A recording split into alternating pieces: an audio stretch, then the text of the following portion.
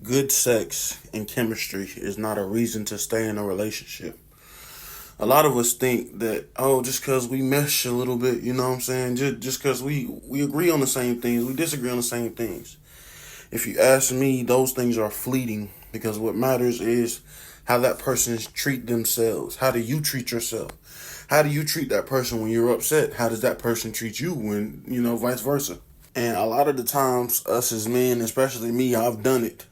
We put up with all the stuff that we perceive as red flags, all the stuff that we say we don't want, and we minimize it until a certain point where we gotta look back and be like, is this really what I want? Am I good for her? Is she good for me? These are questions we need to ask ourselves. When we all alone, when you're in the shower all alone, when you're looking in the mirror, is this truly what I want? Or am I just seeking pleasure? And as long as I'm getting pleasure from this situation, from this certain area, from this person, am I just overlooking everything? And that's not just to point a finger at our outer relationships. That's to point a finger at our inner relationships. How am I treating this person? Am I neglecting all of my other responsibilities? You know what I'm saying? Am I putting this person on the pedestal? Am I putting this person first?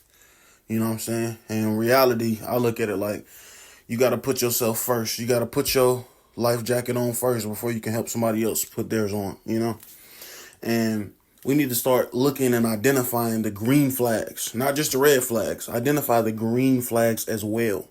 We almost need to be at the point where we write it down and look at the pros and cons. You know what I'm saying? What are the things I enjoy? What are the things I don't enjoy? You know what I'm saying? And really categorize it. Not to categorize people and itemize people, but to get a clear understanding of where you're going and what you're doing. If you just keep doing and doing and doing and doing without reviewing, without looking back and be like, that was pleasurable. I didn't really like that much. If you're not doing personal inventory, then you may be doing yourself a disservice. Put yourself first. Figure out how you want to live your life individually first. How do you want to treat yourself? How do you want to self-care, Or are you putting all that weight, all that responsibility on another person? Can't nobody fill up the holes that we choose to allow.